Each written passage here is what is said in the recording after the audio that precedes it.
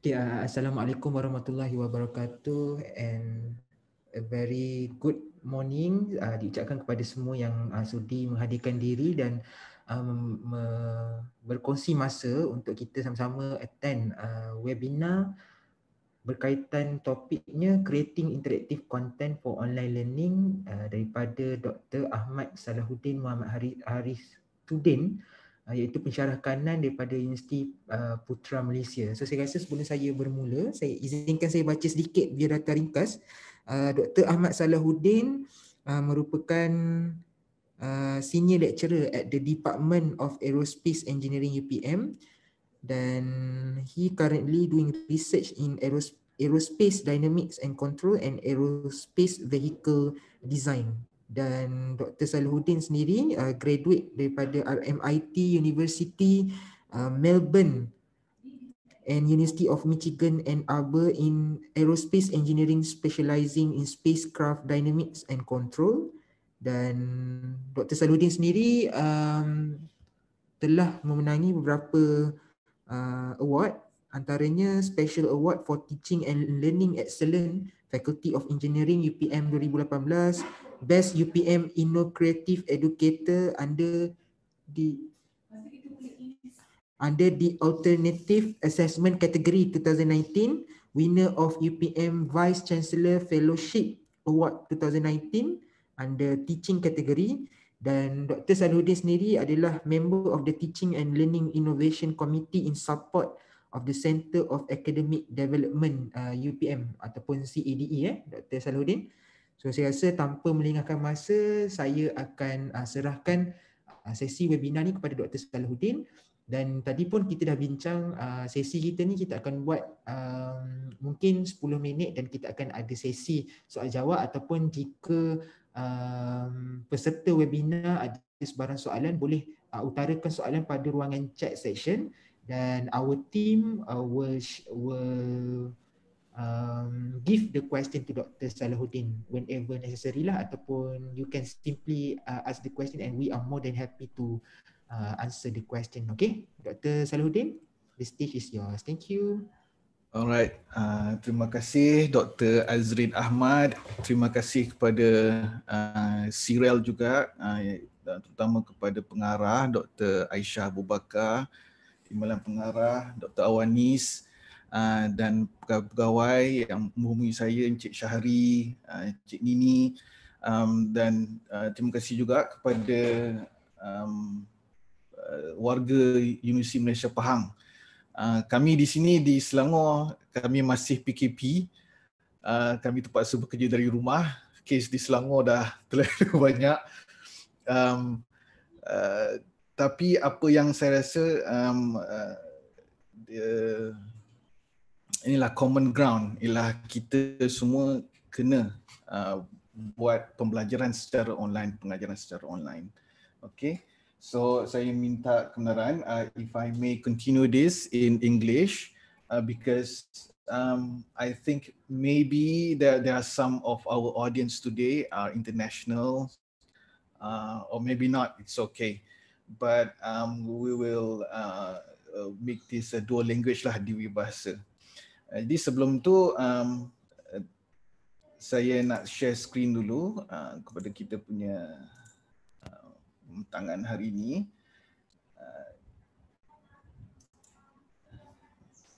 Jadi saya minta kepada mohon bantuan daripada Dr. Azrin lah, Dr. Azrin, maybe Encik Syahri as well. If you have any question, you can either use your mic, you can unmute your mic, and or you can just type in your question in the chat box, Zoom chat, group chat tu yang sebelah kanan tu. Kalau saya sebelah kanan lah. And then we can probably stop after 50 minutes or so and then to attend the question. Now, the topic for today is creating interactive content for online learning. The reason we are doing this, I think, is because we are forced by the pandemic to push all our teaching and learning activities online. And admittedly, I think most of us don't have much experience in conducting 100% class online. So what we are going to do, what we do, Serial especially, and also other universities, or what we're trying to do is to try to share the best practices in probably we have some experience we want to share with everyone, and then also in that sharing we also learn from everyone else. So this is we want to create a community where we can learn from each other. That's the main point. So I'm going to for today's I would say presentation, lecture. Well, it's not really a lecture. It's a more like presentation. So I want to concentrate on creating interactive content for learning.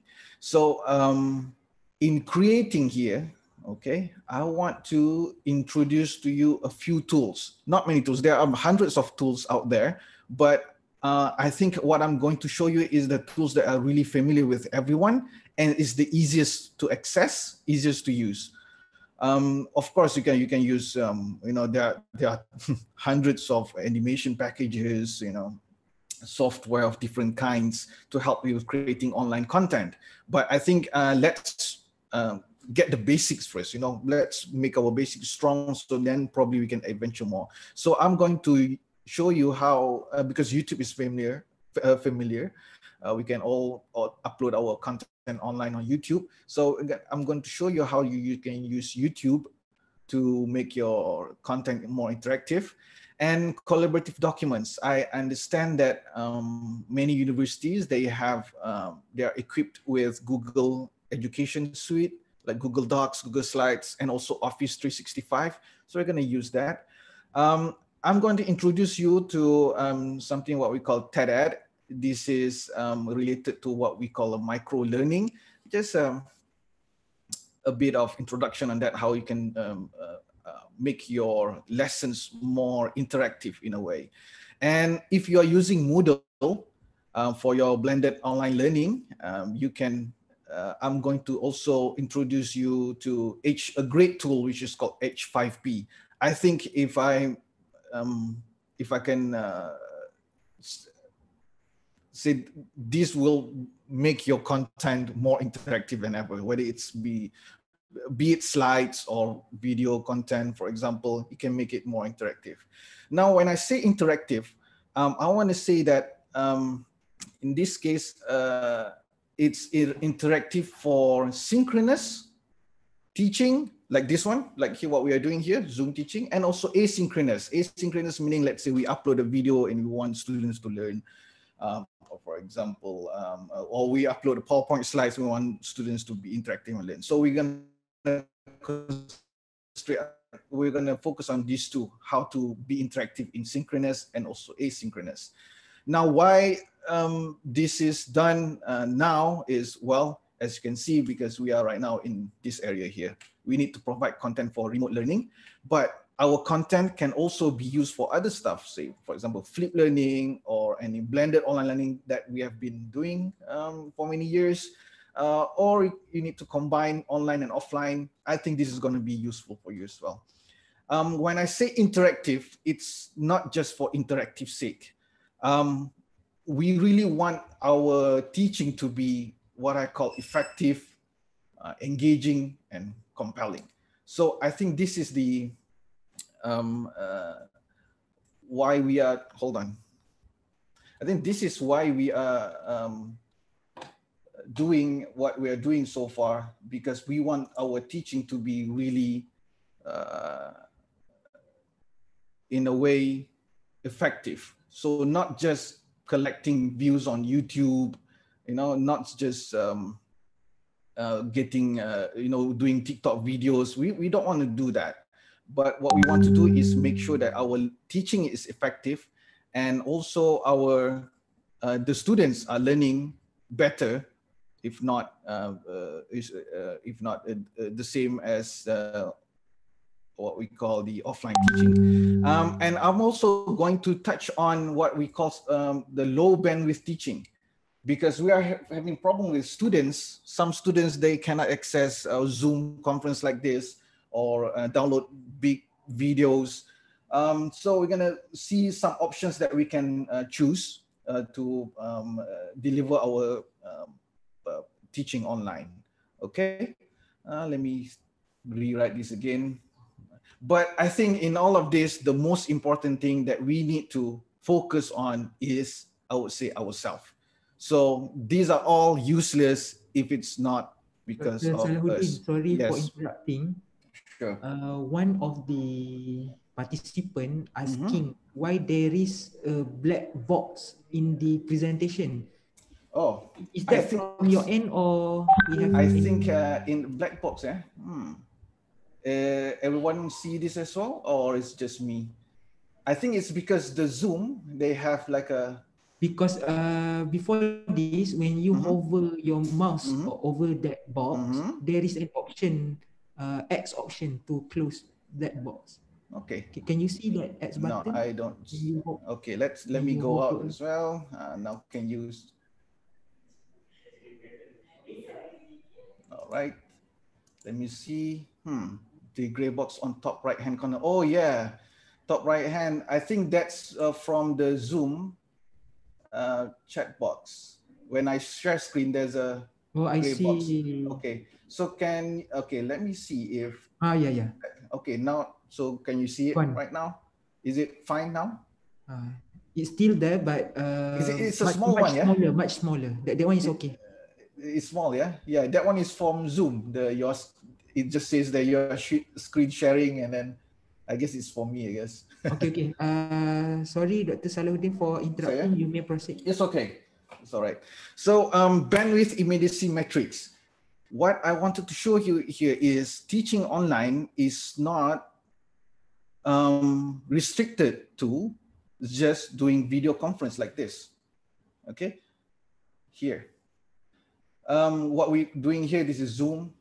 Okay, but we have all other options as well. So for example, we record videos and then we post it on YouTube, for example, just for our students to learn. But in this case, this is called a high bandwidth, millions. So we want to see what can make lecture videos like this, which was supposed to be boring, but really interesting. And there is also another type of educational videos in what I would call Khan Academy style. It's just basically it's a whiteboard presented on screen. It's useful for technical subjects, mathematics, for example, if you do this. There's also another type which I would call this a explainer video or animation. They use animation to explain the concept. Usually these videos are very short, 2 minutes, 3 minutes, up to 7 minutes. But and we have a lot of tools to do this also. And I think another one that is seldomly applied is this one here. This is what we call a demonstration video. I got this one from, if you can search on YouTube, Primitive Technology. I think this is very useful. It's teaching you on how to build houses when you don't have anything, how to build tools from, as if you're a caveman. I really like this one, Primitive Technology. So you can visit that someday.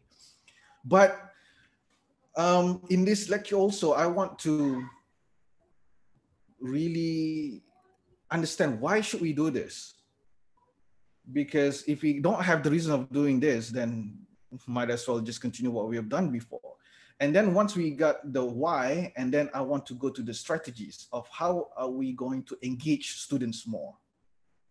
And then we're going to look into the tools. So this is my promise. What we're going to see today is first the reason, our strategies, and then once you know the strategies, and then you can use any tools you want, but I'm going to introduce you the 4 tools that I've explained before. So the reason why we are doing this, it's because if you just give videos to students to learn, it's really hard for them to just passively watch them. Just watch them for like 2 hours and then expect them to learn. It's hard for them.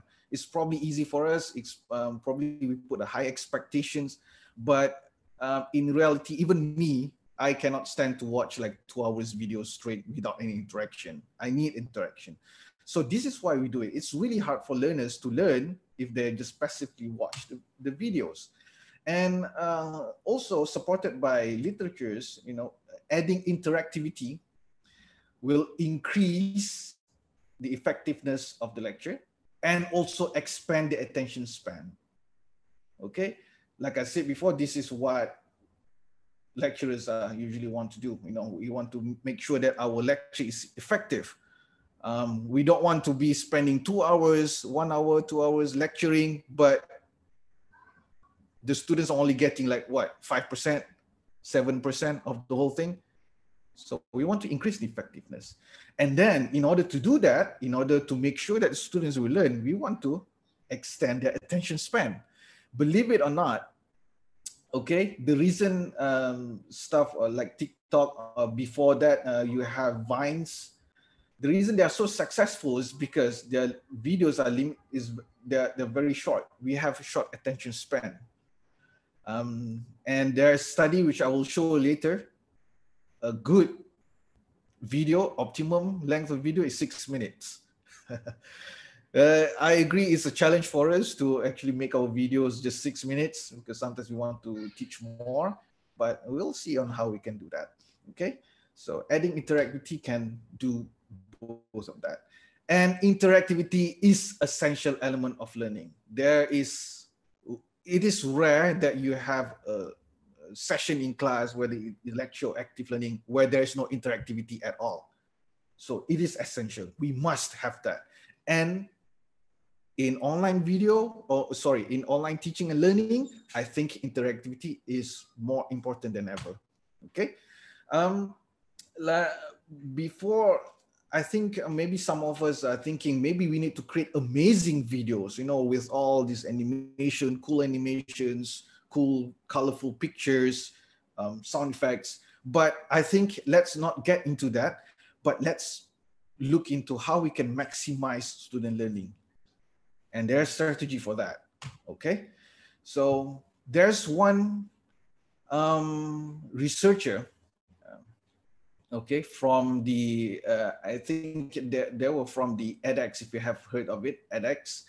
edX is a MOOC provider, a massive open online course. They have open courseware, just like Udemy, Udemy, or maybe Masterclass. So what they've done is edX have thousands of videos in their platform, and then they look at 6.9 million views of their videos, and then they try to make something out of it. They try to study what makes a video effective and what makes an educational video effective. So one of that, they will say, keep your videos short, and the optimum time is actually 6 to 9 minutes, because they can see that the retention, it's more when your video is about 6.25 minutes, okay? About 6 times. If your videos are longer, say 40 minutes, then the time spent watching might be a bit low. So this is a good number if you wanted to think about it. So maybe around 6 minutes, it will be fine, okay? But how are we going to do that? Because I have like 1 hour lecture video, but how am I going to make it shorter, like 6 minutes? I might not be able to impart a lot of knowledge. We'll see our strategy later on. So the second thing, what does 6.9 million views tell us about educational videos? One thing is you need something. Let's say if you make a video, all right, let's say this is a video, you need a talking head. You need to see, the students need to see when you're teaching something, they need to see you here talking, okay? It can be seen here that if the retention, okay, so this is what they call the retention engagement, I would say, retention period. The retention period when you have your face on it. Okay, this can be compared to is just you provide a video where you present your slides, for examples, and then you just talk over them without the students seeing your face. I think the retention period is better if you have your face on it. So just a little improvement on your educational videos, you can make the retention better. So why not do it? If you can increase 10%, why not? No. So again, what does 6.9 billion views tell us about educational video? You have to have like a personal feel. Personal feel here means you use conversational language. You use conversational language. Okay. Just like what we're doing here lah. You know, maybe you can say, yeah, I think this is great, for example. Okay. Ataupun we can say, saya suka topik ni, saya nak beritahu anda semua pasal kenapa saya minat topik ni. Contoh, we use conversational language instead of language in technical writing, for example. Okay, you can say, I not create a conversation. I hate this topic, but I really think it's important for you to know. That's an example. Okay. Next is tablet drawing tutorials. Okay, I showed you just now why Khan Academy types of videos are really important is because they use what? Tablet drawing. They have pen and tablet, okay, to help them, facilitate them in teaching. So for example, you can see here, you know, if they can see your handwriting, for example, you can get more engagement from students. You can engage students more, as compared to,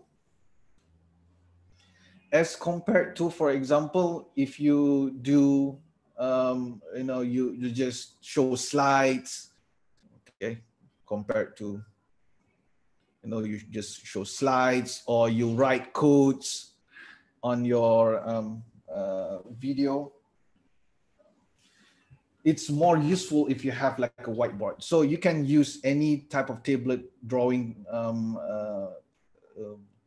tools you have, hardware. Like for me, I'm using Wacom right now. I'm using Wacom tablet. I think there's a few out there. I think it's called Huion as well. I think Huion. Or if you're using iPad, I think it's everything comes together really nicely. I think iPad is really good for movie making as well. But I'm using Windows and I'm using this, and so far I think it's okay. All right, and then next thing, what do 6.9 million views of educational videos tell us? If you are preparing an online video, make sure you are talking to an online audience, as compared to you record yourself lecturing in a class to other people. Okay, again, this is connected to what we call the personal feel. Because when students watch videos like this, I think they feel engaged more if they know that the teacher or the lecturer is talking to an online audience, talking to you, rather than you record someone else giving a lecture to somebody else, like this one here. Okay, so just a little bit, you know, tweak in preparing your online videos, you can get more engagement, more retention from students. Okay, so prepare for online. That means you talk to the camera instead of talking to someone else away from the camera. And then this is weird.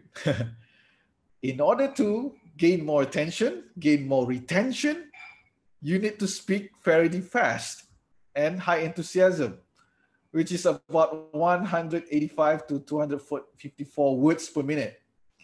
I never really counted how fast I speak, but I'm guessing, yeah. If you talk slow, then it's gonna be boring. So if you talk fast, then you know you're going fast, you're gonna cover a lot more things. So I think it kind of makes sense. But like I say, you know, if you can do this, it's just a short tweak in your teaching style, and then maybe you can engage, get more attention from your students. So I think we have covered the why we're going to do this, and then maybe let's stop here for any question we have from the audience, maybe from the chat box, or maybe you want to engage in a conversation with me. Nak tanya dalam guna ni pun boleh. Dr. Azrin, kita open untuk question dulu Tak tersalah. Ya, saya. Boleh tak saya tanya, tadi ada tunjuk yang gambar lecturer tu macam dia record dekat kelas tu kan? Saya rasa yang ni kot. Ni betul ni. Betul yang tu. What was your comment just now? Maybe I missed the point. Adakah kalau misalnya kita buat recording macam ni, macam dalam kelas, let's say kita mengajar, is it better dan kita buat recording yang PowerPoint yang ada muka kita dekat hujung corner kiri bawah tu? Okay. Untuk point yang ni, kalau dia macam ni, kalau kita buat video contohnya, adalah lebih baik, baik ni in terms of kita dapat retention banyak student lah. Kalau video tu, dia nampak kita bercakap dengan online audience lah. Maksudnya kita cakap dengan kamera. Berbanding dengan kalau kita record diri kita bagi lecture dekat orang lain. I think it's a psychological effect. Maksudnya macam kalau kita tengok video tu nampak orang tu tengah ajar orang lain, kita less engage, kita macam kita tak payah tengok, tak apa kot ni, dia tengah bagi kat orang lain. So macam itulah macam yang B ni. As compared to kalau kita buat video dan kita talk to the camera. So I think for this one, if I can summarize it, if you prepare an online videos, educational online videos, talk to the camera. Dia ada psychological effect untuk orang yang tengok tu. Bila tengok dia rasa macam you are talking to them instead of you are talking to other people and they're just listening dekat background je. Saya rasa itu point dia.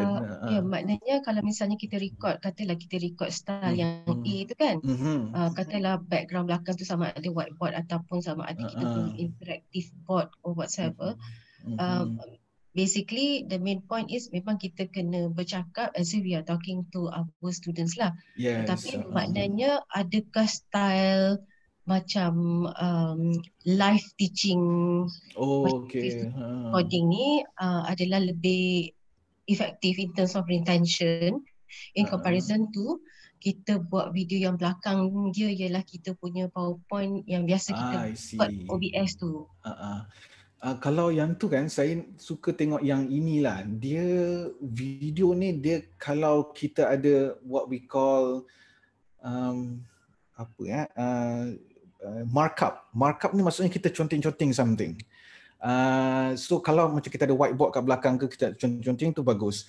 Kalau kita ada slides, kita ada tunjuk, maksudnya kita ada bulat-bulatkan macam ni lah. Contoh kita, bulat sini, kita akan tunjuk macam tu. So ini dipanggil, ini dalam education dia panggil signaling. So kalau ada video, adalah sangat baik kalau kita sama ada kalau kita guna whiteboard kita tulis-tulis, kalau kita guna video presentation slide macam ni kita ada signaling. Ini saya akan tunjukkan nanti jugalah signaling, kenapa kita kena buat signaling.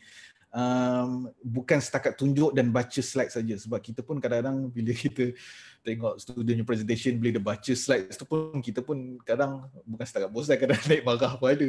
Tapi a little tweaks lah, benda-benda kecil yang saya rasa kita boleh buat dan kita gain more retention period from students is this lah, signaling.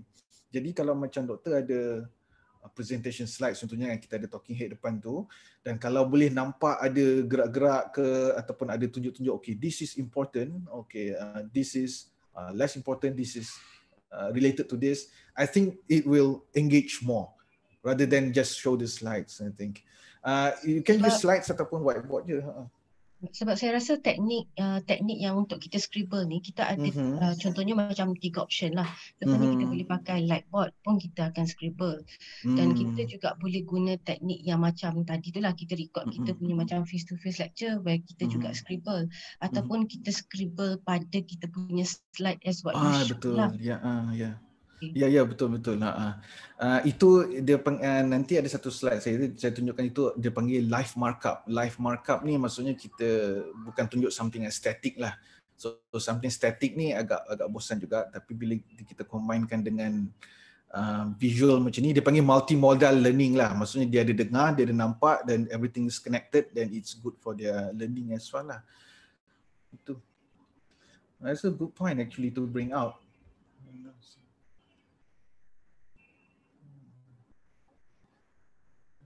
Ada soalan lain yang kita boleh entertain dulu sebelum kita masukkan bab the strategies pula. Strategi macam mana kita nak maximize students learning. Dr. Salahuddin, I'm not sure whether you have encountered the question from yang tak ada. Saya tak tengok chat box. This one is from Ari Wibowo. He was wondering if we could put music on the recorded video learning background. Okay, all right. I think it depends what kind of video you're doing. If you're talking over the slides, for example, I think maybe no music is better because you want them to listen to you instead of the music. But macam saya tunjuk tadi, just an example, an explainer video where you show an animation, for example, I think music can play a role, a big role. Kalau contohnya, let's say another example is if you're showing how-to videos, you know, really you're doing something outside, you're building something outside, or for example macam pensyarah UPM ni, we go outside and show the types of plants, for example, how to do things. That one, if you want to add video, I think that's great because it removes the awkwardness of the video. But in my case, I would just this is my personal view only. I will only put video music if it's an explainer video, like showing without me talking. If I'm talking in the video, then I will remove all kinds of all kinds of music lah, because I want them to hear me talking. But you're bringing up a good example. There is a recent phenomenon. If you're familiar with Mario Kart music, are you familiar with Mario Kart music? Mario Kart.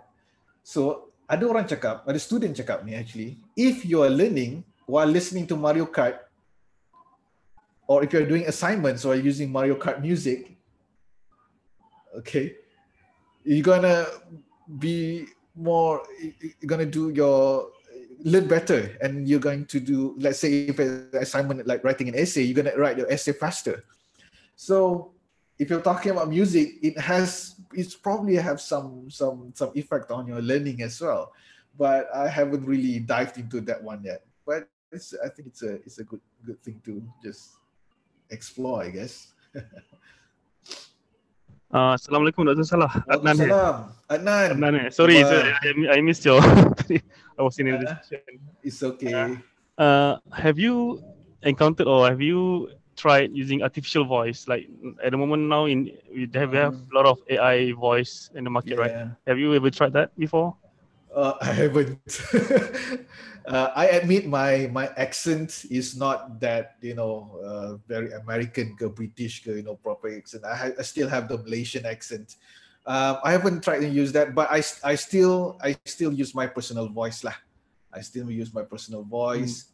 The reason is I think it's going to engage me and the students more. Kalau saya guna voice AI macam saya rasa ada tools kan guna tu kan, contohnya, it sounds like other people are teaching them, so I don't like that. But I guess in some cases it will be useful, but it depends probably on in the industry, probably. I mean, some people are very shy to present, right? In those right. cases, In those cases, yes. When you present to industry and you want to appear really professional, correct. And I think it's okay. It's okay. But in terms of teaching my class, I think I would rather use my voice lah. Sebab dah lah dia orang tak jumpa saya kan. Lepas tu cakap dengan suara lain. Kesian pula. Agree. Alright. Thanks. Okay, maybe I can continue more. We can keep the questions later. I'll stop again in a few minutes. Just now we covered the reasons, of why we need to make our online lesson interactive. But now, strategy. How are you going to do this? So I picked up some points from literature review. Yeah, so not literature, some papers regarding this. Principles and Guidelines by Brame, 16th. There are three things I would say. One is cognitive load. Cognitive load ni bebanan kognitif. Maksudnya bila kita belajar tu, kalau kita nampak benda serabut contohnya, it will be harder for us to learn. If everything is cluttered, if it's too much colors, too much logos, then it's going to be, the cognitive load is going to be really heavy. And when the cognitive load is heavy, the effect, you don't learn as effective. So bebanan kognitif ni, contoh macam biasa tak kalau kita tengok, ni lah, kita tengok presentation contohnya, kita tengok satu presentation, slides tu macam ni, tapi dia punya logo atas ni banyak. Ini ada logo lain, sini ada logo lain, sini ada logo lain, lepas sini ada corak-corak lah, sini ada corak-corak, and then dia punya content dia sebenarnya ke sini sikit je. Okay. So ini kalau dalam engineering kita panggil signal to noise ratio lah. Signal to noise, saya rasa ada yang mungkin faham ke. Signal to noise ratio, signal to ratio pula. Signal to noise ratio. Okay. Yang ini semua yang tak penting ni. Ini semua noise. Inilah noise. Yang signal yang kita betul-betul nak bagi tahu student ialah ini je. So why I bring up this example is because maybe maybe we can't see it immediately, but subconsciously this provides what we call cognitive load. Dia membebankan kita punya kognitif bila kita berfikir. When it's too much this, the brain, believe it or not, they try to process this as well. They try to process all this noise as well, instead of concentrating on our material here. So in this case, my suggestion is always to try and keep your presentation simple. Make sure the signal is much larger than the noise. Contohnya, kalau macam contoh saya punya ni lah slides ni, saya tak letak sangat logo-logo kan. Saya walaupun saya dari UPM, saya tak letak logo UPM sini. Saya tak letak pun nombor muka surat ke contohnya. I just put what I want to talk about and what I want you to see. So this in cognitive, in this paper, this is called what we call weeding. Weeding ni, kalau kita ada lawn ke apa kan, kita weeding ni kita buang segala rumput rampai lah. So ini dipanggil rumput rampai semua ni. Ini rumput rampai. We weed to, the reason is we want to reduce noise. One thing. Okay. Dan satu lagi, we want to make our, whatever we are teaching the students, our slides easier to digest. Easier to digest. Okay. Alright. So get rid of those corak-corak, pattern-pattern yang akan memakan ruang, it eats up the space, and make sure we concentrate more on what we want to show our students rather than all the other stuff. Okay. If you can, I think there's a good blog called Zen Presentation. I think that's a good way of how you can review your presentation so far. Now the next one is what we call, what I've covered before, which is signaling. How to reduce cognitive load. Macam mana kita nak kurangkan beban kognitif kepada student kita ialah dengan signaling. Macam saya kata tadi, contoh, when you have slides, for example, you might have points. Okay, you might have some points here, you might have some pictures. It's okay to have that. I mean, it's fine to use slides. I mean, it doesn't have to be animated all the time, but include like my discussions study, include signaling. Signaling is just providing, just to guide our students where you should look at. arrow or underlines or circle. Okay, so for signaling, you can only use these 3 items here. You can use arrows, you can use underlines, and circle.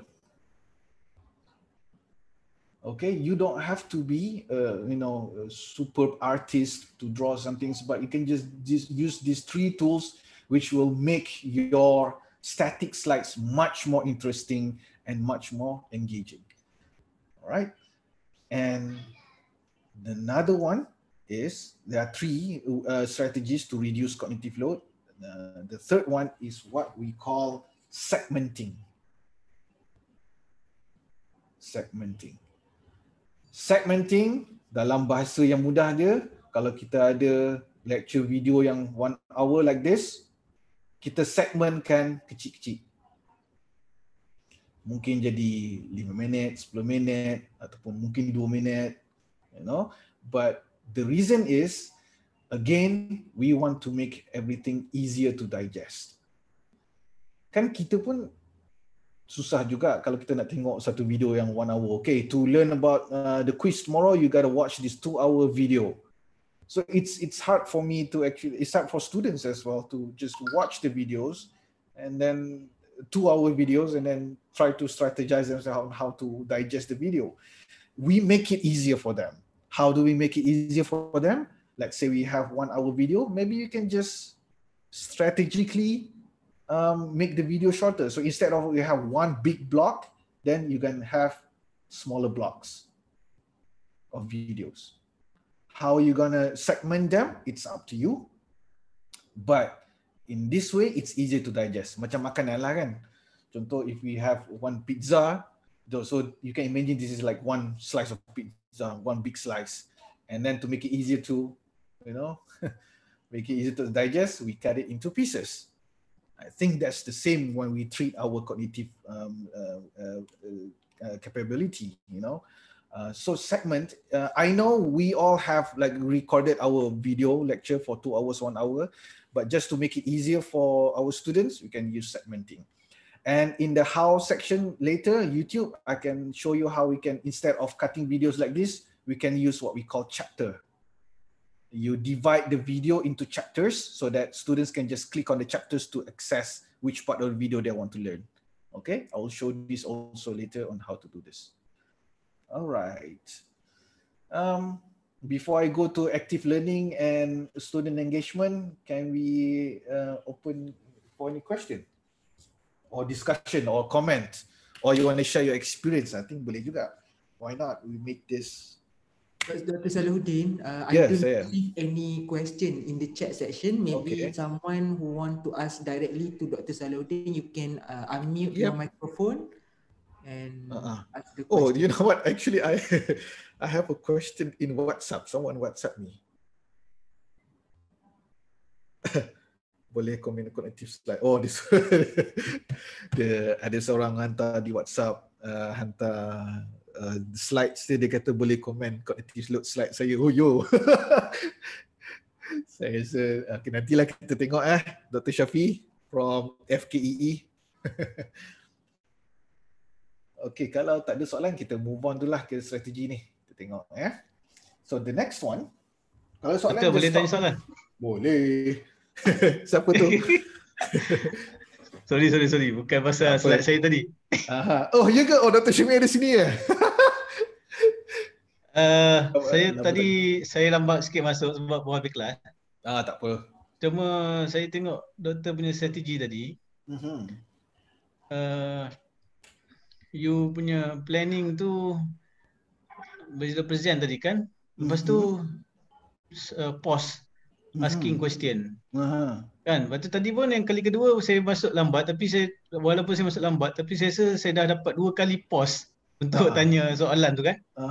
So adakah you guna the what is the theory lah behind the strategy? Theory. Okay. Thank you. Terima kasih. Teori saya rasa saya guna segmenting jugalah. Segmenting, that means we try to give a breather. Kita bagi bernafas sikit untuk bagi chance for people to get back into what we are learning. So because tadi kan kita tengok attention span for students, for example, or learner, especially in online environment like this, is very short. And then you see that 6 minutes numbers being being shown around. So I try to apply some of that lah. So instead of kita cakap je 1 hour, I think we segment our lecture in that way lah. So just stop, and then tak semestinya stop kita ask question. Maybe kita stop, kita buat cerita ke. Itu boleh jadi contoh je lah. Tapi that is one way of me segmenting our lecture today lah. Active learning lah tu satu juga. Satu lagi kita nak check student ni masih tengok lagi ke tidak kita punya video. Pernah je saya bagi video, bagi lecture pumpang setengah jam. Lepas tu rupanya saya tak connect, saya disconnected. So memang tragedi lah. So, kita nak check juga kan sama ada kita ni masih lagi. Okey Dr. Terima kasih. Sama Dr. Salahuddin. Saya. I believe we have received few questions in the chat section by Dr. Ismail. Hi Doctor, what app you use for scribbling on PowerPoint? Oh, okay, scribbling.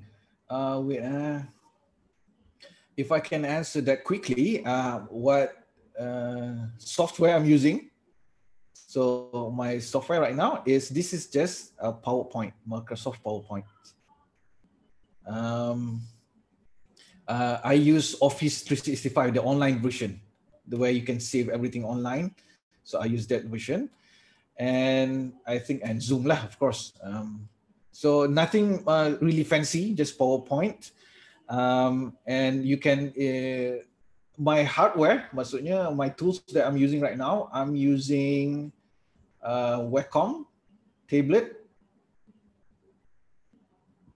and pen. Okay. Wacom tablet ni, I think what is it called? It's called Wacom Intuos. Okay. And some other options is there are also tablet available online called Huion tablet. I think it's made from China, but it's really cheap and it's really as effective as the Wacom. Huion tablet, you can use that too. And if you're using iPad, for example, or any fancy smartphone that you have right now, you can write on the screen, you can use that as well. But for me, I'm using PowerPoint, and this moment I'm using Wacom tablet and pen. So this is what you need to do is you have a computer, this is your computer, and then my tablet and pen the tablet is connected to the computer, that's it. And I'm using Windows. Okay, so it acts like a mouse lah, basically, but you have more flexibility in trying to write. Some other options, maybe you can use OneNote as well. You can use this, or you can use Google Keep. Google Keep. Yeah, and I think. Apple products have a lot more fancy software that you can use, but I'm using Windows and I'm really like a basic guy, so I'm just using PowerPoint and Wacom tablet. That's it. If you can see maybe you can see my screen right now. This is what I'm using. This is the tablet, and this is the pen. So it's like a mouse and mouse pad. Okay. Dr. Salahuddin. Saya. Tadi ni saya rasa you have a conversation with one of the participant earlier. So this question is trying to respond to your question, which is I do that too, stop once a while, but students have no question most of the time. So how? Saya pun sama juga. Ada soalan tak? Tu senyap je. I think that's I think what we are facing now. I think it's easier when we do offline classes face to face. Yeah, you can see students, and then but online is really hard because sometimes they are not in front of they're away from keyboard as well, you know, they're just passively learning. So I think this is the reason why we want to make our teaching interactive. Maybe asking question is one way, like what I was doing just now. And the other thing is, I think to just post questions that are easy for them to answer. Sometimes kita kan selalu tanya, okay, ada soalan tak? Ada siapa nak tanya soalan? Lepas tu bila dia nak tanya soalan tu, dia kadang takut nak turn on mic, lepas tu bila nak type lambat. So I think we need to change the strategy of how we ask questions. Okay, I think that segues to my next slide here, how to actually introduce active learning. When we ask, Dr. Saluddin, before you proceed with the explanation, some participant ni dia praise your tulisan. Dia kata tulisan cantik guna welcome. Dia orang welcome cantik. What is the tips? You know what? Yeah, that's a good question, because I'm trying to still figuring out why is my handwriting is better on Microsoft PowerPoint and on Google Keep, but when I try to do it in the offline version of PowerPoint, it's just really terrible. I don't know why. And my handwriting on Paint, Microsoft Paint, for example, is really terrible. So I don't know. I still haven't figured that out yet. But I believe maybe it's the software, I guess, because I'm using the same hardware. I'm using the webcam tablet, and this is my handwriting, usual handwriting lah. So I guess it just, well, you get used to it, I guess. I'm sure there are a lot of people that have better handwriting than me. But yes, because I think I'm using a pen instead of like a mouse, so it's better. And I saw that my handwriting appears better when I'm using the PowerPoint online version, and also Google Keep, if you're familiar with that, Google Keep. So yes, it depends on the software, I guess. Okay. Yeah. Saya just nak share satu teknik lah untuk macam mana bila kita pause nak dapatkan student untuk respon. Saya tanya anak saya macam mana belajar online. So dia kata ada pensyarah dia kata yang bila stop dia akan minta student bagi what's the main point yang student dapat daripada lesson tu lah. Jadi setiap pelajar sebenarnya memang kena jawab. Obviously, maybe lecturer tu akan pause beberapa kali, tetapi setiap student kena jawab, sebab bila student menjawab, barulah attendance diambil. Saya tak tahu sama ada teknik ni berkesan sebab dia ada elemen threatening lah di situ kan. Cuma saya just nak share itu apa yang anak saya bagi tahu lah. Kita tak bagi elemen threatening lah. I think that is to put it in a nicer way. We package the question as an assessment, as an assignment. Maksudnya kalau tak buat assignment ni tak dapat markah lah. So it's actually it's one way to do it also lah. Just to kind of force them to actually engage. I think is as long as they are engaged to the materials that you are teaching, use it. But maybe we can also think about if we overuse that strategy, what's going to happen? I mean, sometimes it's very effective to do that. Okay, siapa tak jawab ni, kira tak datang. So tak datang, potong markah. That's element of making the questions, mid-lecture questions as an assignment. That's one good way too.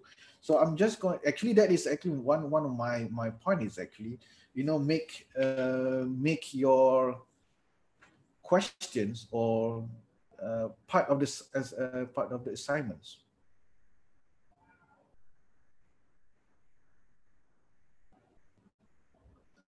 Okay, either asking questions or making video that is part of the assignment. Okay, but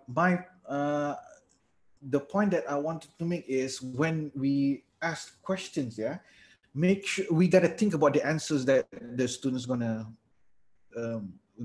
say to us as well, for example, sometimes it's hard, faham ke tidak, lepas tu kalau macam okay faham ataupun tak faham apa, and then they have to explain more. So sometimes maybe the way we ask questions, this is a skill also, I guess. Maybe the way we ask questions is it's hard for them to answer. Okay, part mana yang tak faham contohnya, okay, which part of this you don't understand, and then sometimes for them to point out which part that they don't understand is sometimes hard also. And also I think it depends on the cultural, I think our Eastern culture, Malaysian culture especially, students tend to be more conservative, whereas in American universities, for example, students are just they're raring to go, they just want to ask questions. So one strategy that I found is you post what I call a low or no stakes questions. Apa yang dimaksudkan dengan sini? Contohnya, okay, we don't ask them whether contohnya, tolong explain balik, it's just hard to answer. Okay, you give you give an assessment, a statement, okay, is it true or false? True or false question. You can just in the chat box, for example, okay, you can say, okay, this presentation is interesting. Agree or not? So this kind of question, you don't find this kind of question in exams or quizzes or tests, but it's very useful to get engagement from the students, make sure they are active learning. So I'm proposing a way for students to just answer true or false. So they can just type T or F in the chat box. Okay, so or if you want to make it more complicated, maybe you can create a simple multiple choice question. What color is this? I'm just giving an example. What color is this? A, blue. B, black, for example. Okay, brown. All right, so the students will just answer A or B, so it's easier for them to answer. Because usually when we ask question, the point is not really to make students understand. Because students understand your material in different kinds of way, but we want to engage them to what we are learning, in hope that they're going to listen to us, they're going to listen to the lecture, they're going to listen to what we're trying to impart to them.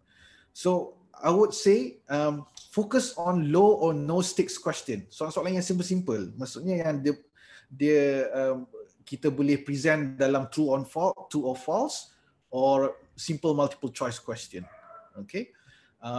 Contoh yang tadi, contoh macam okay, list down 3 examples yang saya cakap tadi tu, that might be a hard, but that is also a low or no stakes questions. Yeah.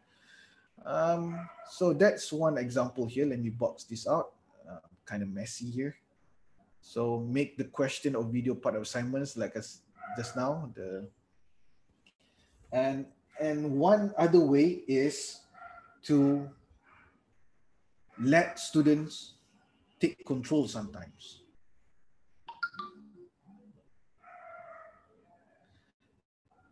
For example, you can let the students take control over the conversation. Okay. Or you can say, for example, okay, like right now, you discuss with your friends about this and that, and then take over the lecture for me. Okay, so you can use that as well to get more engagement from students. And the last thing, which I think the really essence of what we're trying to cover today, is package your online learning with interactive questions. Like I mentioned just now, questions here doesn't mean that it has to be really as hard as exam question or test question. It's just to get people engaged. If you want to read more about this, I encourage you to read something about inquiry-based learning. Inquiry-based learning. Ask questions so that the students will find out the answer on their own. Okay. So inquiry-based learning is useful, especially in online environment here. We don't want to tell them everything, yeah. So sometimes students will learn more when you just ask questions and just leave them be, give me the answer next week, for example. So that's 4 points. Let students take control sometimes in your online session. We're going to put some interactive questions, and then also you can make part of your questions or part of the engagement, part of making videos, part of the assignment. Kita paksa dia, we force them. And I think this is the most useful. I think always ask these simple questions where students can also answer simply, by picking a letter, multiple choice question, true or false. You can do this always. There's no limit in this one. Okay. And for the next one, what is this? What can I? Okay. For the next one,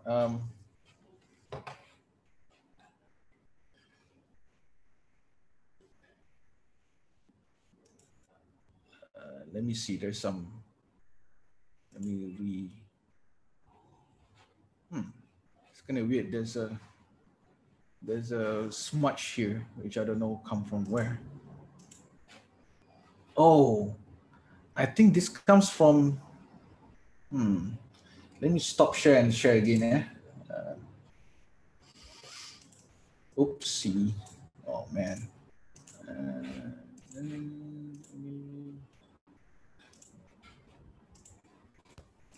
All right.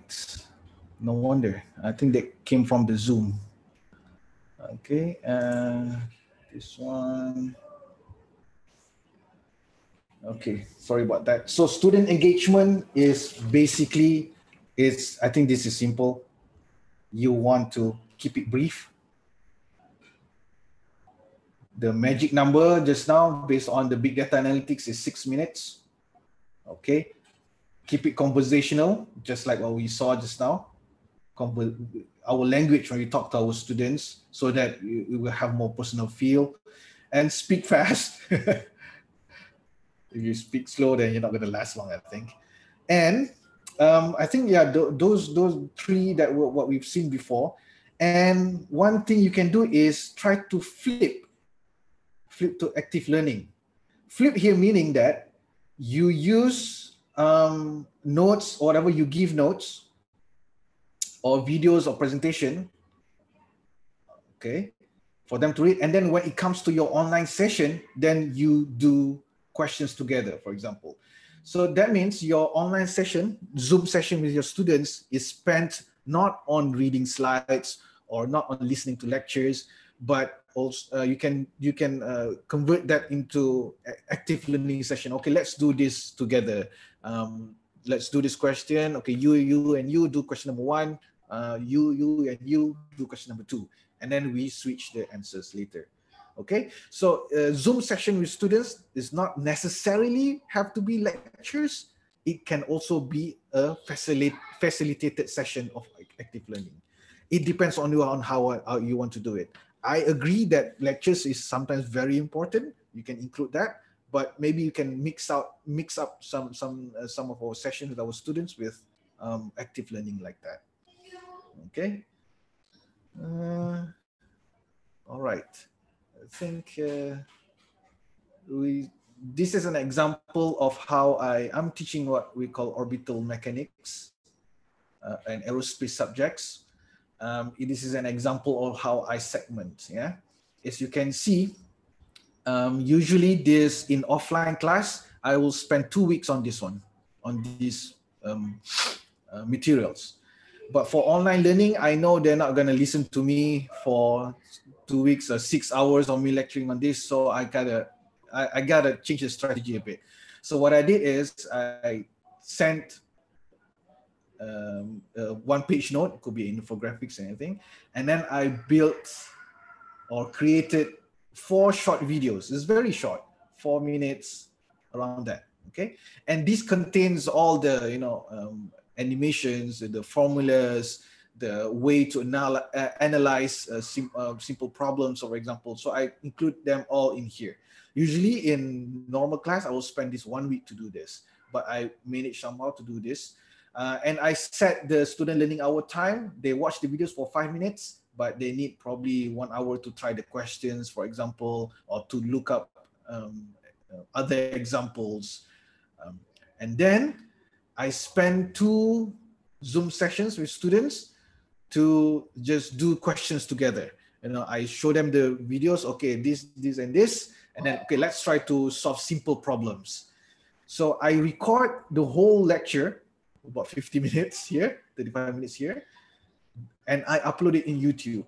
The reason I didn't segment this stuff into smaller videos is because here we have discussion with our students, and then there's an active learning session. And so I want to capture all that. I don't want to chop it up. I want to capture everything. And hopefully for those students who didn't have the chance to join the lecture, they can watch this video, and hopefully they can join in the lecture as well.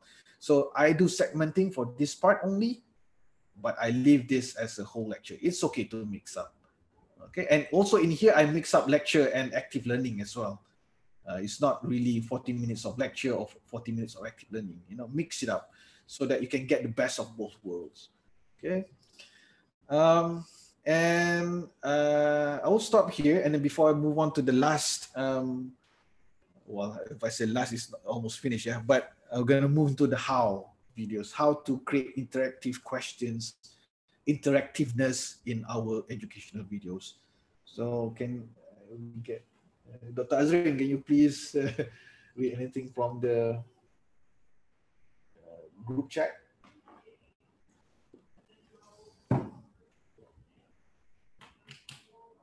Are we still here?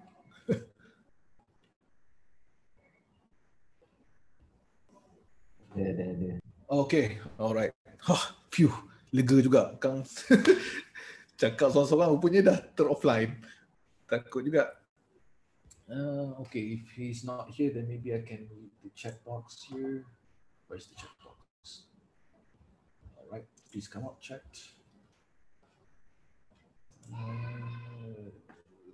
Video origami, 15 minit. Oh. Ya, saya dengar suara tadi.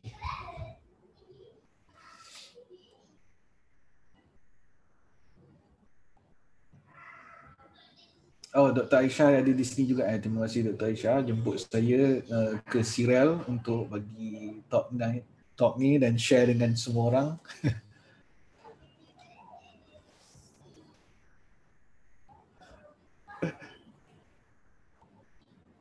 Okay, I think maybe I'll just continue with our how, boleh ya? Okay.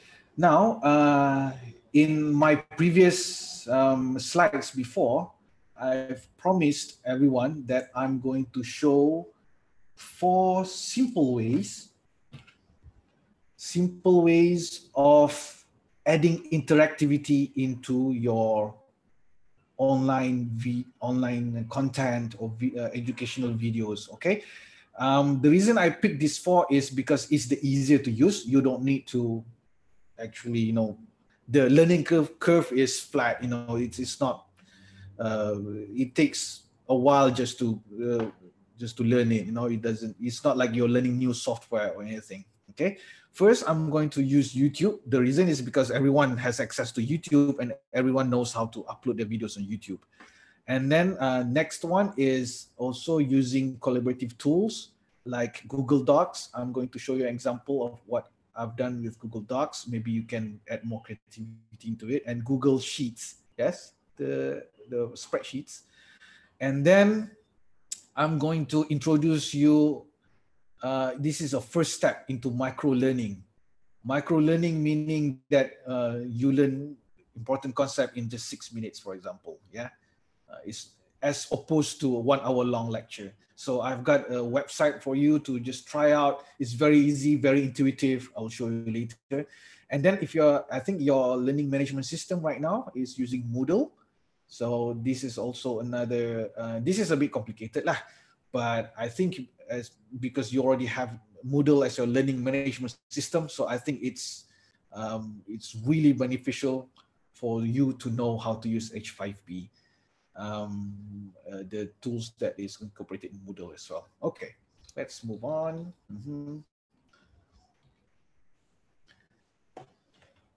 Okay, let's see where we were just now. Okay. To create videos first, before I add interactivity, to create videos. Creating videos, I can categorize it into 3 types. Okay. First type is the screencast video. Okay, an example, if I can show you here, example is this. Let's now introduce ourselves to the idea of a differential equation. And as we'll see, right, so algebraic equation are going to be numbers or a set of numbers. We can solve this is going to be X. So this is what we call a screencast. That means whatever you're writing on your computer is projected to students. Whatever you're doing on software in your desktop or laptop, for example, is projected to students. So this is one way of doing instructional videos, screencast. Let's take a look at another one, which what I call explainer. An animation. This wouldn't be a YouTube channel without a cat video. So without further ado, we present Schrodinger's cat. I'm sure you've heard some version of this famous thought experiment. You put a cat in a bunker with some unstable gunpowder. Typically, explainer videos are very short and it's animated. There are a lot of examples from TED Talk as well, TED Educational. Like I like this guy's presentation because he didn't really use complicated tools, but just drawing on a piece of paper and then record what he's trying to do. So that's another example. Another example is live demos. This is what I showed just now. Why do I have ads here? Skip ads. Okay, it's very quiet. It just shows you in this one. I think the person is showing a method on how to make cement.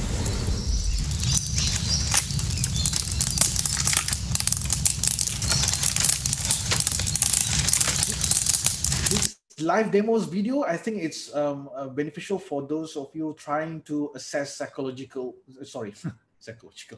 Sakamoto assessment, for example. You want to show how things are done.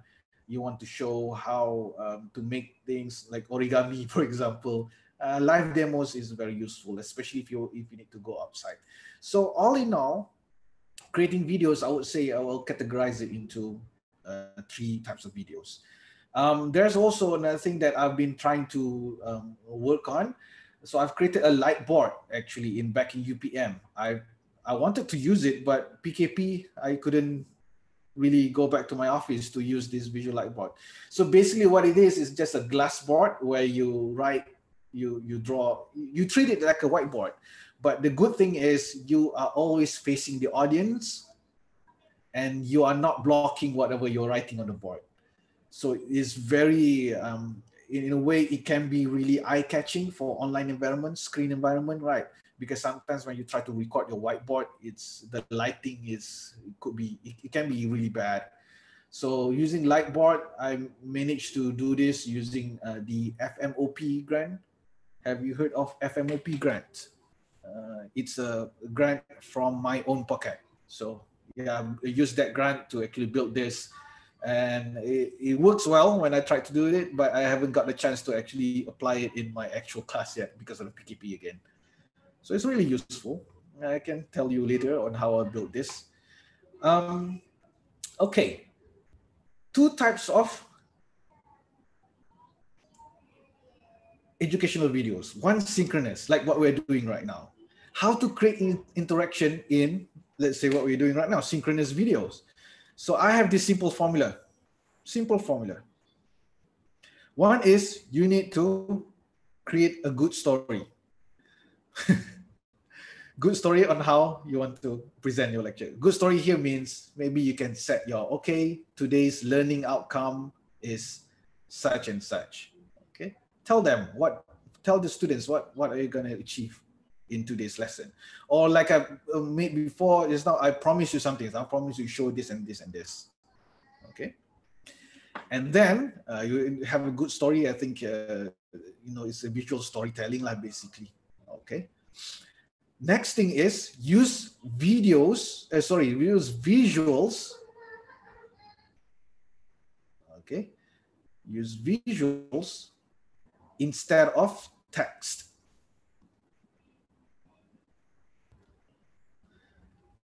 Okay, because people will remember more about your presentations when you use visuals. You can use text, it's okay, but use more visuals.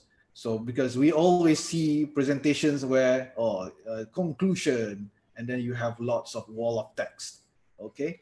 It's really tiring to read that. The cognitive load is really heavy. So instead, use what we call visuals, more memorable. Plus, what I call live markup, what I'm doing here, the live markup. You can use, this is the signaling. Okay, basically you can just use simple shapes or draw simple people, draw simple objects. Okay, but live markup is important to engage more. So I would say this is one of the most, one of the three most important things on how to make your interactive, synchronous lesson. I misspelled synchronous there, but I think you got what I mean. Create good stories, use lots of visuals instead of lots of text, and have something to mark up your presentation slides, for example. Simple rule. Now, I think, what about asynchronous?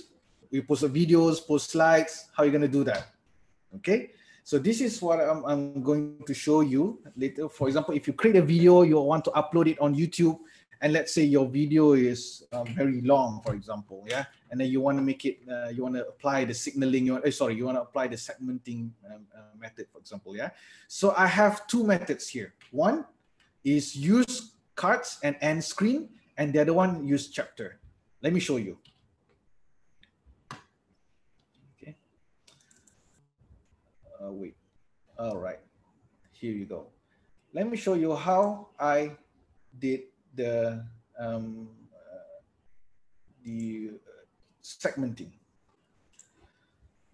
For example, yeah, I have a video here, which is not very long, but I just want to show you the concept of how we can apply. Okay, let's watch this one. So this is my video at the moment.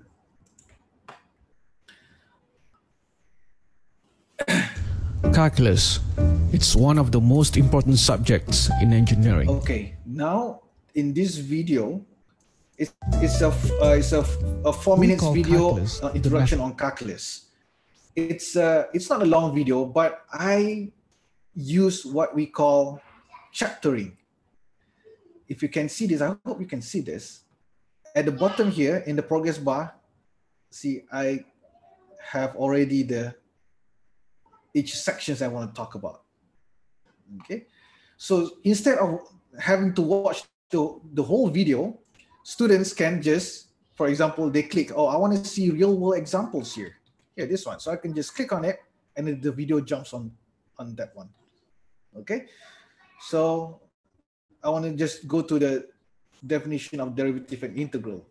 So I'll just go, students, the video just skips on that one.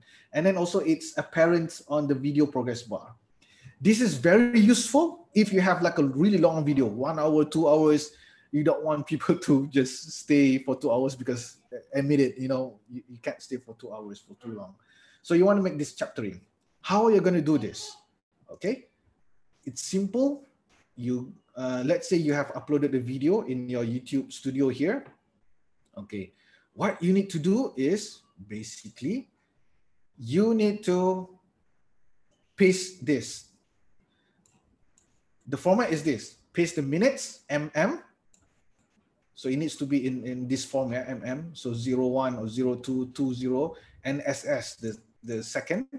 Okay, and then you put whatever title you want. Okay, so if so first I look Calculus. at the video. It's one of the most important subjects in engineering. I look at where I want to stop. Okay, I car, see maybe in 019, I want to break this one. So you can just type 00, seconds, and then put the titles. Okay. So you can create as many chapters as you want, but use this format, SS, and then put whatever title for your lecture. Okay. So maybe you can try it in one of your YouTube videos. What's good on this is your progress bar will appear like this. It's really nice. So students can navigate your video better. So in a way, it creates an interaction with your video. So any question on that one? All right, that's skills number one. Skills number two, use this two method here, end screen and cards. How you're going to use this is basically in end screen, so whenever the students reach the end of the screen here, okay, they will get a link to other videos. Okay, so let's see the example here.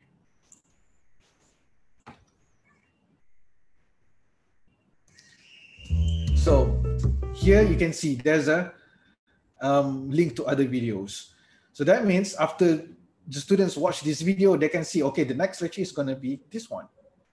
So they can just click on it and then get into the next lecture. This is my next lecture. All right. So then use end screen as a way to connect your videos together. Just now we talk about segmenting, right? And then you can use that one to connect all your, let's say you've segmented a long video into 6 smaller sections. You can connect to each video using end screen. So that's one. Okay. Another one is use cards. Cards meaning that you post, where is it? Let me show you. Cards is in 49. Okay. So let's watch this video again. And what happened it's one of the most important that changes is. So at this moment, you can see here. All right. This also a way to link whatever you explain to other videos. So if I click this, then it connect to whatever video that you want them to link to. Okay. I have a video here on orbital mechanics. Okay. Yeah, I put music here because just now there was a question about music. How can you put music? Yeah, I put here because no one's talking. So 3 things you will learn here. One is to use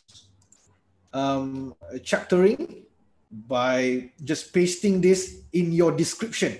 So whenever you have a video title in the description, paste this. So the YouTube will automatically break your video into chapters. And 2 is use end screen and cards to connect your video to other videos or other links. For example, Wikipedia, for example. Yeah. So that's for YouTube. Do you have any questions? Come on, so far.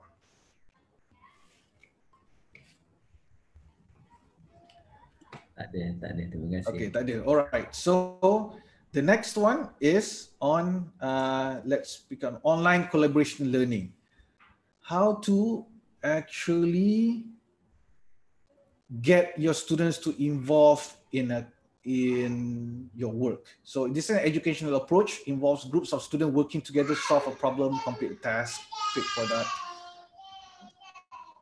You can use Google Docs or Google Sheets. Let me show you an example.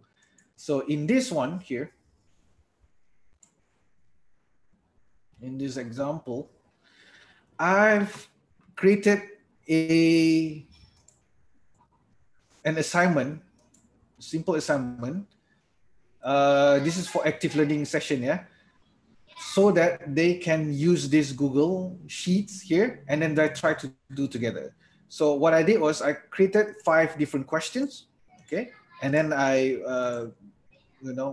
categorized questions. This is red, green, blue, yellow, orange, because I have 5 groups in my class. So I would say, okay, red group, right now you go to this, I'll share this, obviously, share this link. Okay, to them, copy link and then share it to my students. Okay, now red team, go to these slides and try to solve the question. So this is how they do it.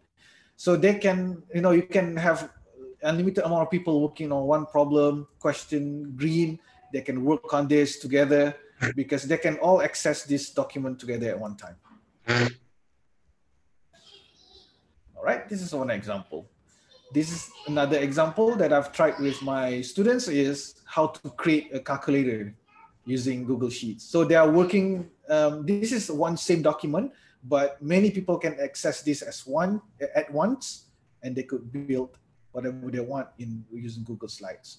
So you can maybe fit this into your own style of teaching or style of assignment, using collaborative document where all students can access the same document at one time and work together. Okay, so this is another example of using Google Sheets. I'll show you. Okay, this is creating a orbit analysis basically. Now that is using Google Sheets. Using Google Docs, for example.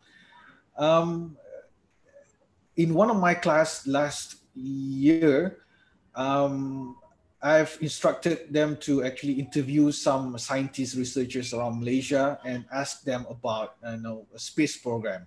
So basically, I have a few questions and then I want them to interview those experts and then get the answers. And I want them to collect all of the answers in one document.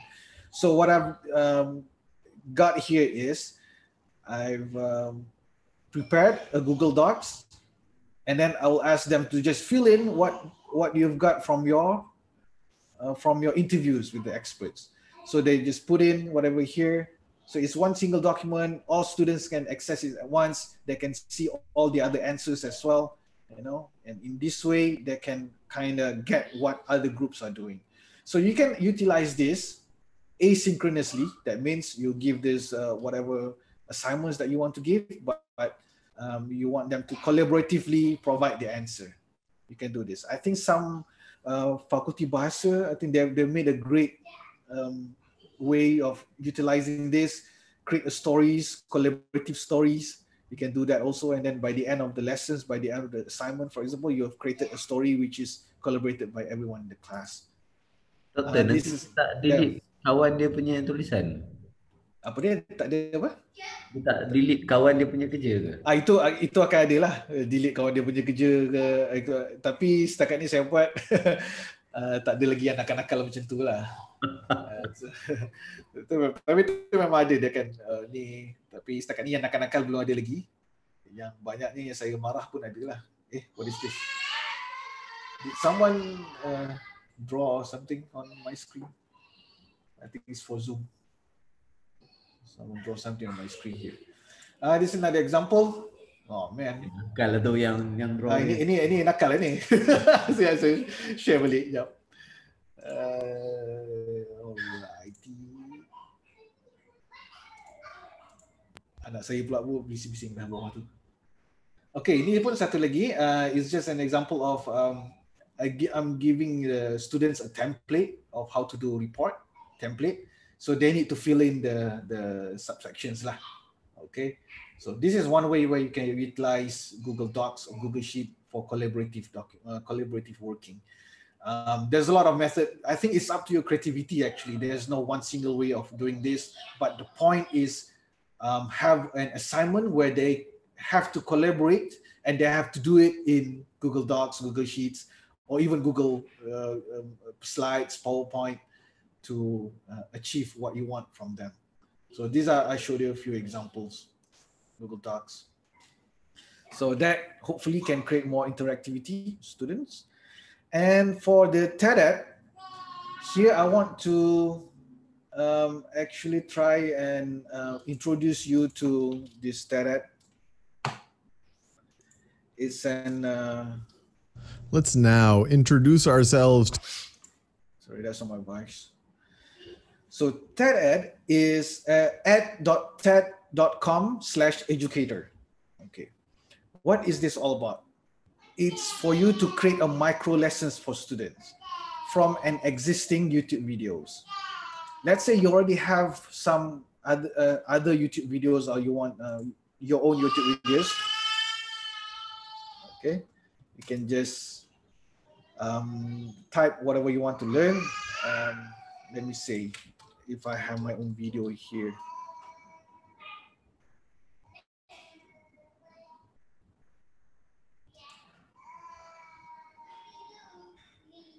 Hey, wait a second, that is my video. Anyway, let's say you have this video. Let me see if I can find my video here. I think it's, yeah, there you go. So let's say you have your own video or other video that you want students to watch. Sometimes you don't have to create your own videos. Okay, so in this website, TED, you need to register, sign up, it's free. Pick a video, all right? And once you pick a video, you can create your own micro lessons here. How to create your own micro lessons? You have your own video, you just introduce your lessons in 400 characters available, really short.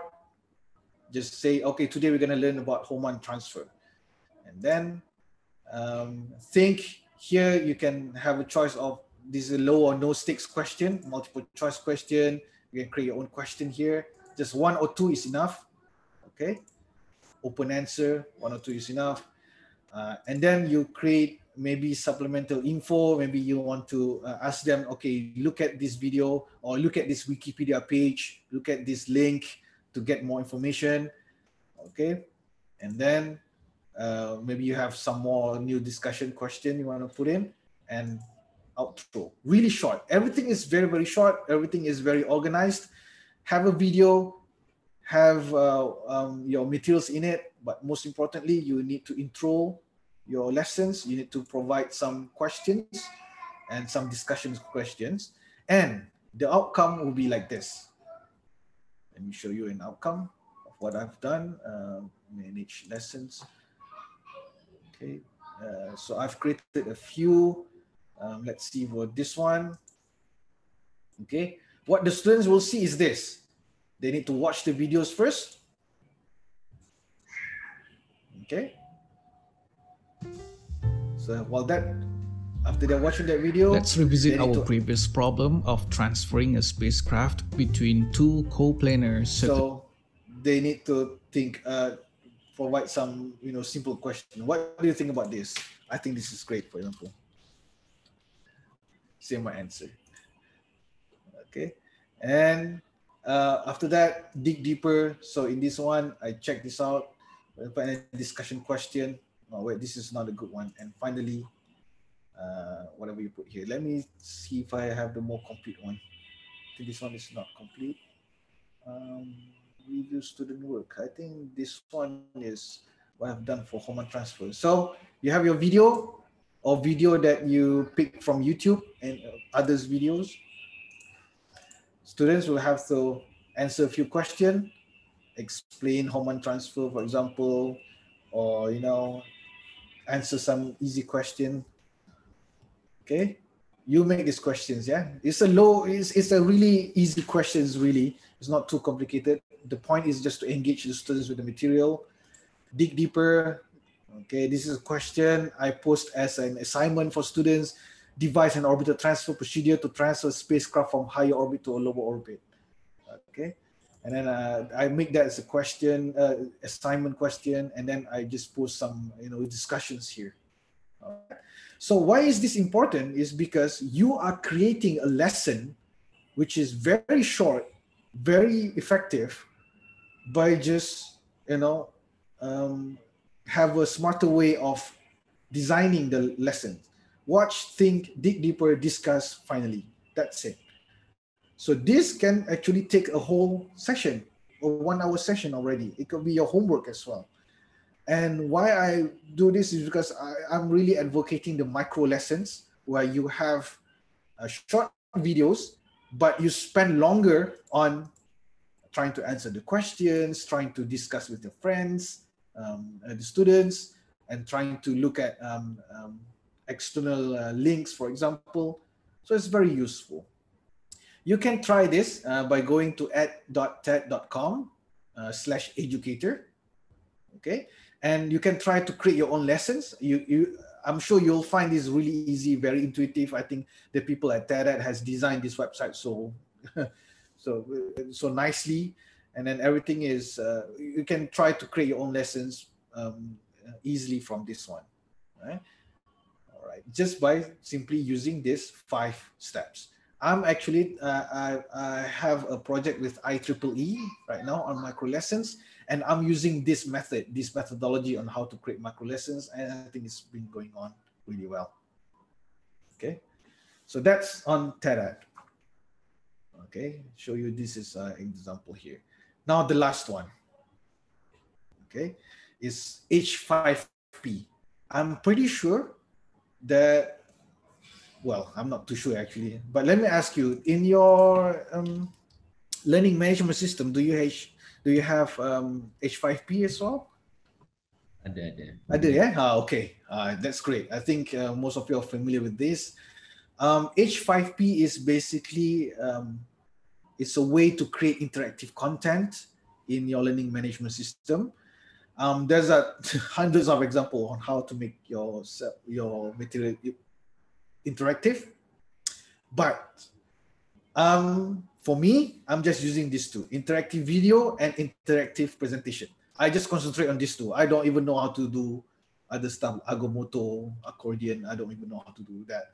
So I'm concentrating on these two examples, two ways of incorporating H5P in your learning management system. This is a great way to add explicitly interactive materials in your video or in your slides. Okay, so those previous 3 examples that I show you is a simple simple methods to introduce interactivity to your students, but here you can implement it in your LMS. Interactive video is like this. Let me show you an example. Let's say you have your own video. So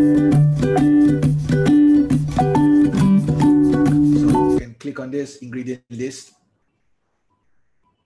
All right. And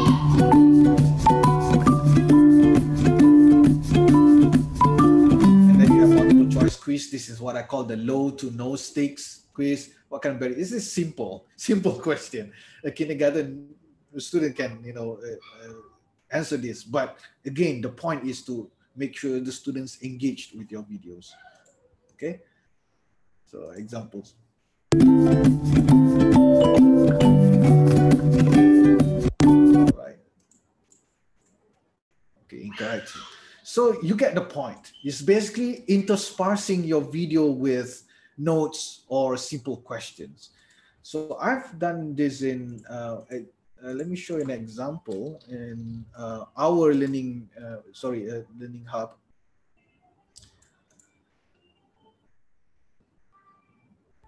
We call our LMS Putra Blast.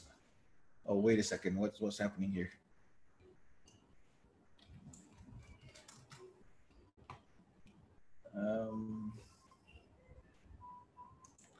So we call this Putra Blast blended learning. Okay, and in one of my class right now, I have, I think the layout is pretty much the same as the LMS in UMP, I guess. It's not so much different. Okay. So for example, I've posted this in my calculus. It's one of the most important subjects. This is my video just now. I've added a few things in here. It's always changing. So you can click on this. Just right, it's called speed through. Simple like this, like what we've seen in the examples in the H5P website. So, okay, how do we do this? One is, for me, in my case, we have something like this. I hope this is not too much different from what you have in your LMS, because we're using Moodle anyway. So I'm using H5P video content here. Okay, so it's pretty much what you see here. You just select interactive video. It's taking a while to load. Is it my internet? Oh, all right, there you go. And usually when you try to do that, there will be like a tour guides here. But, right now I don't need it. It's simple. Step 1, step 2. Step 1, add a video. You can add a video from any video from YouTube or your own videos. You can do this. If you have something from YouTube, what you need is just upload video file or enter YouTube link. So let me, in this case, enter this link that I have here. Insert, and it will appear right away. Okay, and then once you uploaded that, go to step 2. Okay, this is my video. You need to, what kind of interaction that you need to do. What I usually have is just true and false question, multiple choice, or statement. That's it. I don't use any other stuff, but I think link is useful also. There was these activities, drag and drop. It's kind of, it will get messy, I guess. But just to let you know, I just use true and false questions, multiple choice, and statements. The reason is, again, I want to engage the students more. The way you do it is, let's say you play the video.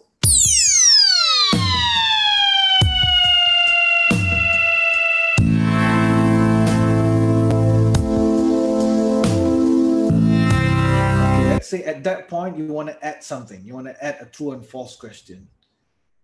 Just click on that one. Okay, display time. You can set your display time when, probably from 11 to 13 seconds. All right. Maybe you want to pause video and make sure the poster is big. So is true and false questions. Calculus that maybe there are 3 calculus laws. Okay. Oh, sorry.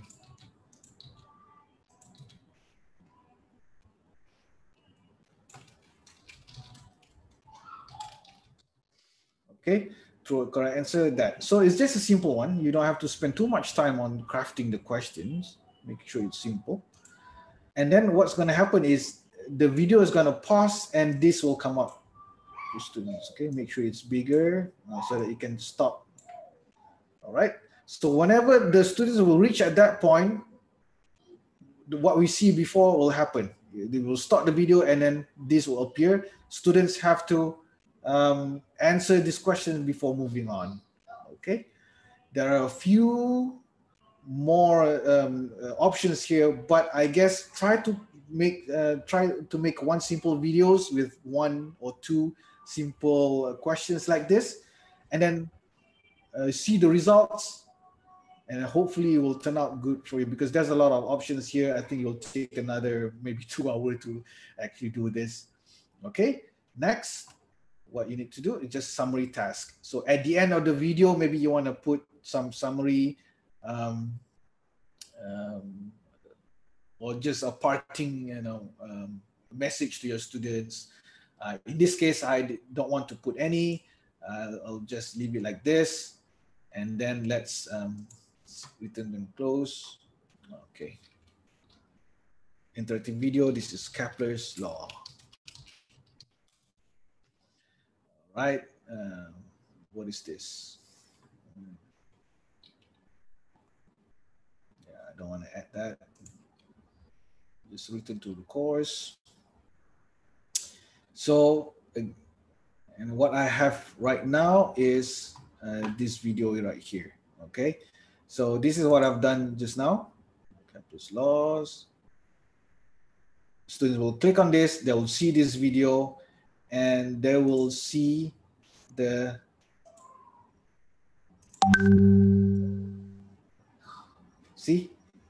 multiple choice, the true and false question just now. So check. All right. Again, maybe you don't use this as a quiz or exam, but it's just, like I said, to increase engagement with your students. Okay. So that is for interactive video using H5P.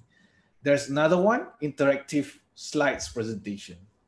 Okay. Kita boleh tengok kan student mana jawab true, mana jawab false? Oh, itu kan saya pun saya tak perasan itu. Sebab ada orang kata boleh.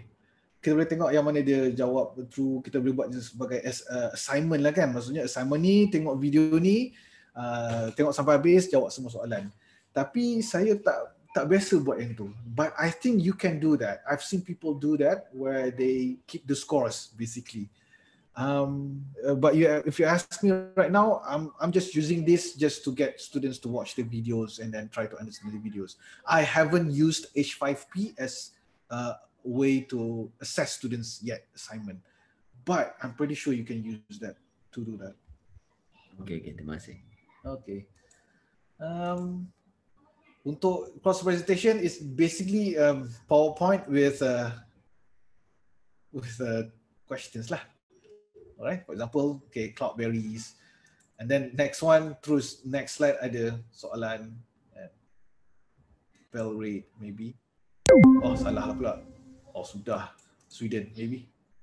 Alright. So, macam tu, And then you can move on, fill in the blanks. Okay. Now, the way you do it is basically, if you have your own PowerPoint presentation slides, you can do this. Okay. Let's go back to here.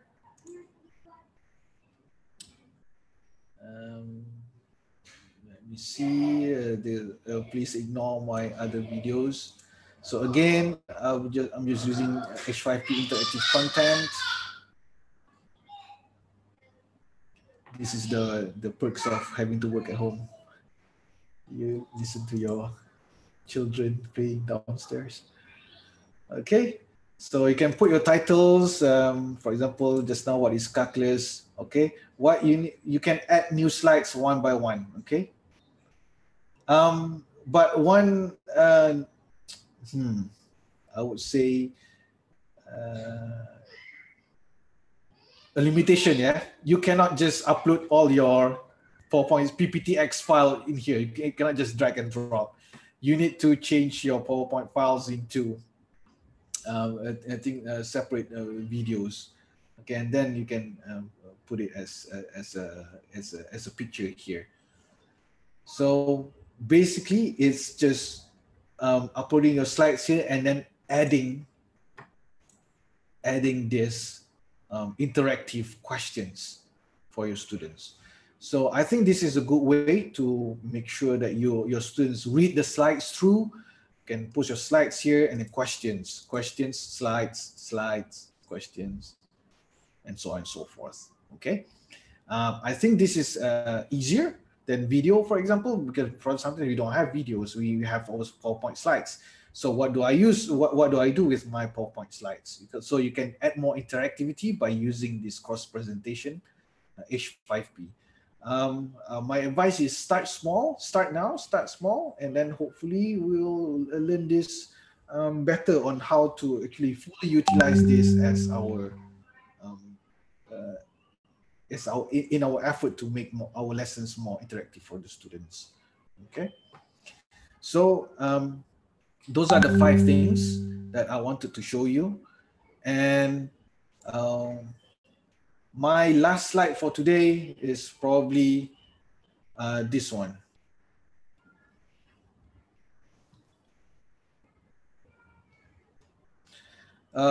Use cats in your videos. I don't know why, but internet loves cats, and videos that have cats will have more views. There's no scientific explanation for that, and I don't have a scientific explanation for that. It's just maybe you can use this to create more engagement. Use it as at your own risk. Okay. So in that case, I would like to thank you everyone for listening. I think it's been 2 hours. It's a long lecture just now, but hopefully I've interspersed my lecture with some stops in the middle, and hopefully we can learn a lot, share a lot, and yeah. So let's hear from you. Give back to you, Cyril, to end this session. But from me, that is all. Thank you very much, everyone. Thank you so much, Dr. Salah. Sure. I think right now we are into Q&A session. Okay. I believe I have one question from Dr. Nur Munira Muhammad. Hi, Dr. Salah. What kind of software or video maker that have you used for your YouTube video? Okay. For my YouTube video, I'm quite ashamed to say this.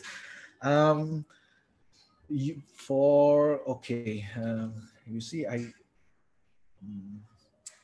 let me see. For usually, what I use is basically the on-screen recording software, OBS project.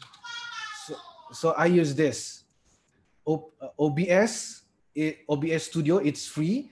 I use this to record whatever it is on my screen.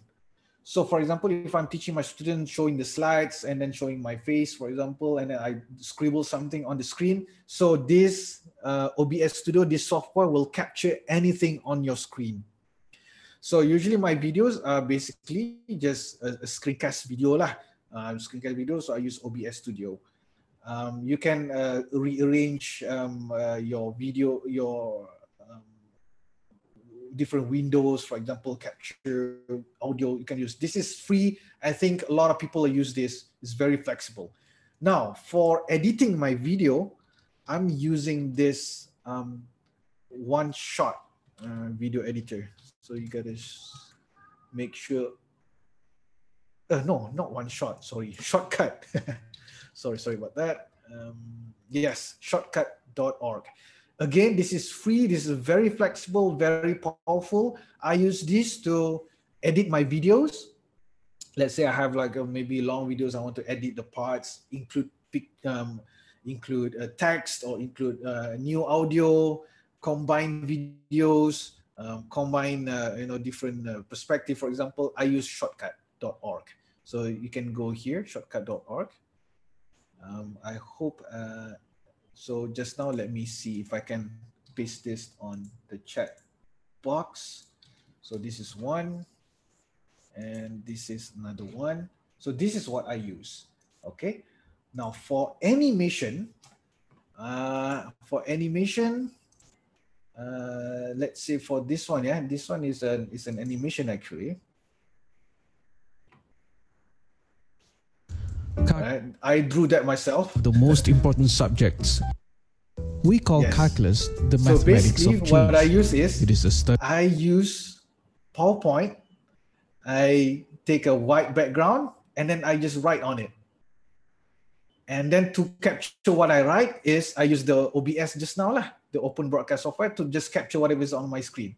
So I just write something on it and then capture. Study on changing quantities. Well, what are examples of quantities? And then voila, you can make your video like this. It's a simple process really. Use PowerPoint, or you can use OneNote also to do that. Is that change? This video, for example, and when you're driving, your speed may be from there's a free website. This wouldn't be a YouTube channel without a cat video. So without further ado, we present Schrodinger's cat. Inspiration for the calculus video just now. So I will show you this website is where you can get all this copyright free audio, video, photography, you know. So for example, let me show you this here. So everything here is copyright free, but you need to attribute to the maker. So if you find any videos that you think you need to include to your videos, your own videos, you can use this. Let me paste this in chat room as well. Okay. So you can get whatever video, photography, audio for your if you want to include songs in your videos, right? You cannot just put any songs. Kan tiba-tiba put Billie Eilish ke dalam kita punya video ke, nanti dia akan copyright strike. YouTube will just mute your video or take it down. Okay, so use this video audio. I use this pretty much YouTube Music Library. Oh wait, tak ada. Ataupun dalam YouTube, you can just type free copyright. Oh, sorry, copyright video. Copyright music. Okay, you'll see this too. Audio library, music for content creators. You can use this music freely in your video, but sometimes they will ask you to just copy and paste this statement lah in your video. So a lot of interesting video. And if you wonder why you hear the same audio from every educational video ever, it's because they got it from the same website. Okay, but I think they upload the videos. Yeah, maybe you've listened to this as well. Interesting videos. Okay. Interesting audio. So what you need to do, sometimes you can just do that, but you need to copy and paste some statement, you know, if you need to use this. Let me see, copyright claim maybe just that. Okay, copy and paste that at the end of the video. So all these are copyright free. You can use it. Whatever fonts, icons, for example, we like to use icons for our video, so you can use this. So those are what I use. I didn't use any complex animation tools, whatever. I just use Microsoft PowerPoint or OneNote. OneNote, yeah. I think OneNote comes with the Microsoft as well. Okay, keep the question coming if you have any question. OneNote is also useful. It's an upgrade, one level up from PowerPoint. You can use this as well. Dr. Salahuddin, if I may ask one question. So right after you screen record your screen using the OBS, so you go any post-production? I mean something like voiceover and whatnot. Okay. Yes. In my OBS can capture your screen and also your voice. So for example, if I want to record my lecture, I don't want to do any post-processing, I can just record me teaching, and then the video will just capture everything, right? So let me share screen instead of sharing my. So to edit my screen recording, I use the OpenShot. Sorry, the shortcut. Okay. So let me show you. I hope you can see this.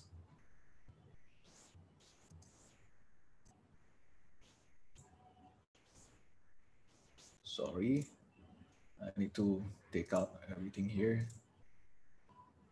All right. So this is the OBS. So OBS right now is capturing my screen. I can start recording and then start recording whatever I put on my I scribble on my screen, for example, or if I use software, CAD software, I want to show students how to click, where to click and stuff like that, I can use this. It also captures my voice. As you can see that USB mic here, it captures my voice, and it captures the voice from the audio from the computer as well.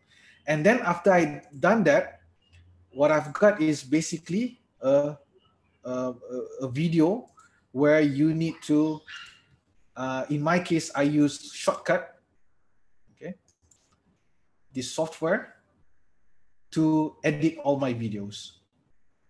It's going to take a while, I think, because there's a lot of videos in my desktop already. I got gigs of videos.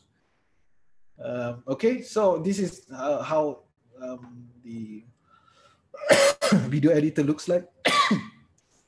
So what you need to do is basically just, copy, open the video here. All right, put it in here. So you can, do your own editing as you wish. Put audio, for example, you can use this. Did I answer the question actually? Not too sure. Let me see. So yeah, this post-production is usually a must. I don't really like to put raw videos up on YouTube. I just probably put some interesting things in there as well. Okay. All right. Saya baca Yunani, it is inspiring. Would you mind to manage your time with a busy time to make interactive video? Okay, I will try to answer Dr. Yuliani in the chat box. How much? I think the question is, how can you manage your time to make interactive video? I agree. When you're first starting out, it takes really long time. For example, that short animation video was just 4 minutes, but it took me 3 days to actually complete the whole video. And that was the first time I tried to incorporate animation in my video. I agree, if you do that kind of stuff, it's gonna take a long time. But if you take any existing video on YouTube, for example, and then try to include some questions using in them interactive questions, and then using H5P, that one will take maybe, well, for me, it will take just half an hour just to think of questions, where to put it, and then upload it. It just takes really short time.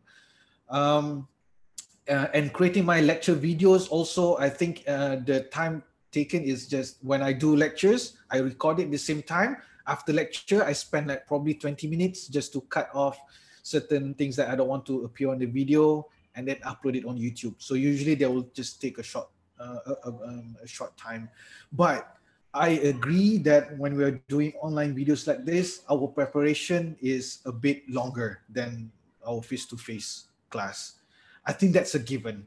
I think we have to prepare for that. And I think it's important also to think about what's enough for students.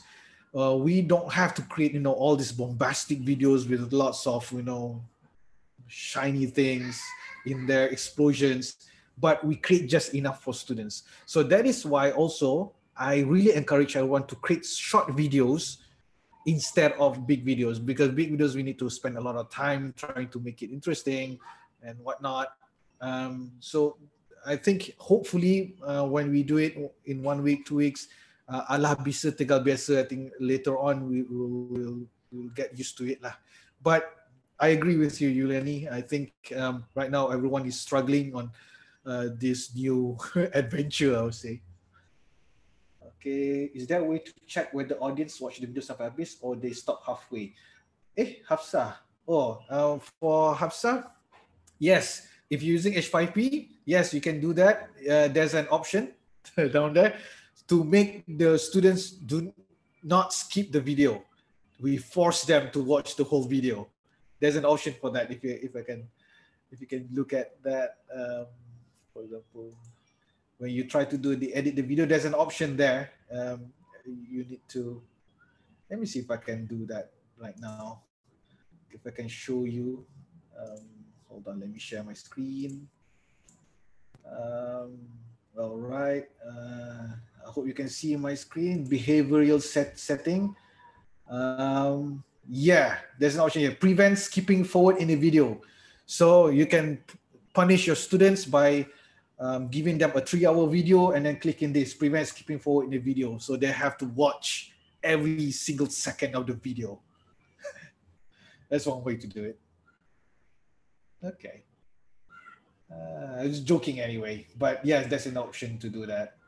Let me read out the question again. We have passed the time, yeah, but I'm just taking this time to answer the question as best as I can. Dr. Suraya. Apa lagi?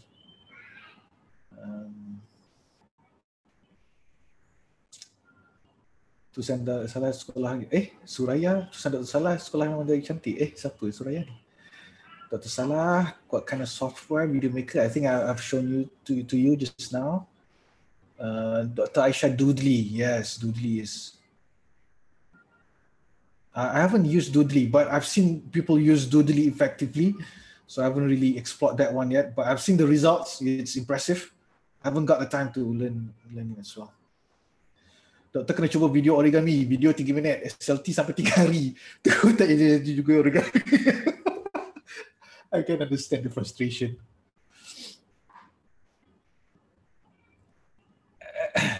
Okay, takut nak apply strategy. Do you think it's okay to randomly ask point students through online answer questions instead of asking them all any question? I think that's a good strategy. That's a good strategy. You can do that. And let me see if any's good question. Good sharing. Thank you. Okay, I think we have way past the time now. I will give back to Dr. Azrin, Cyril, and maybe Dr. Aisha is here as well. Dr. Awanis is here. I would like to thank very much to Cyril for giving us this opportunity, not only giving me, I think giving everyone.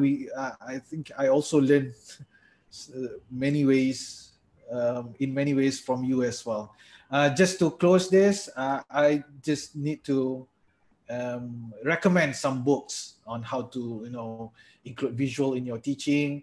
I recommend these two books by Dan Rome. I think it helped me a lot in trying to, in convincing me to use more visuals rather than text. So these two, it's a business book, but it's useful that for teaching as well.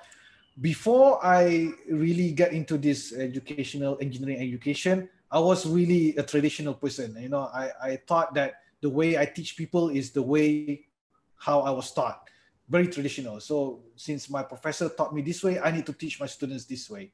Until I read this book by a really famous engineering education expert, Richard M. Felder and Rebecca Brandt. I bought this book and then I read through, and then I thought, yeah, you know what? I think there's a lot of element that is still really lacking in our traditional way of teaching. There's a lot of good stuff that can be input in our teaching and learning and create great effectiveness, efficiency. And also I would like to recommend How to Speak by Patrick Winston.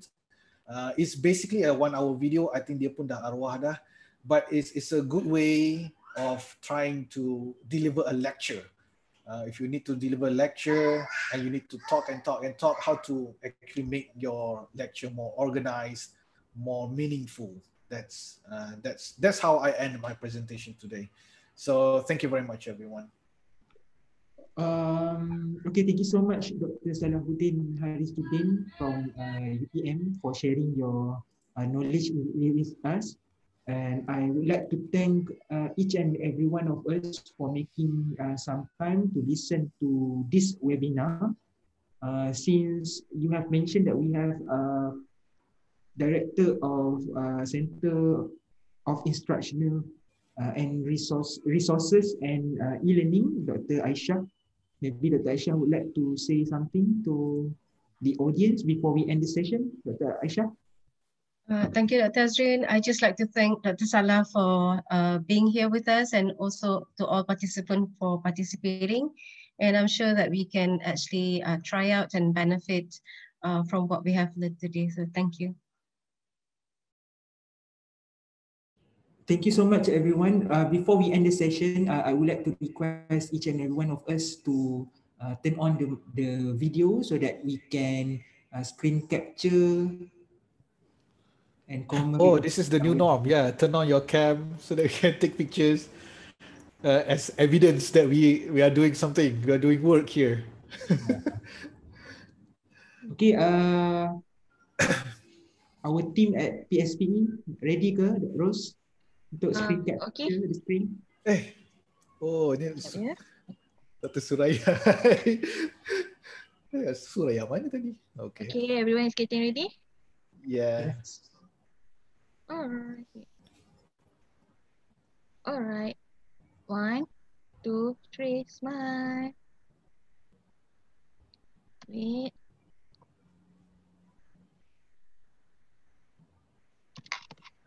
Okay, another one. 1, 2, 3, peace.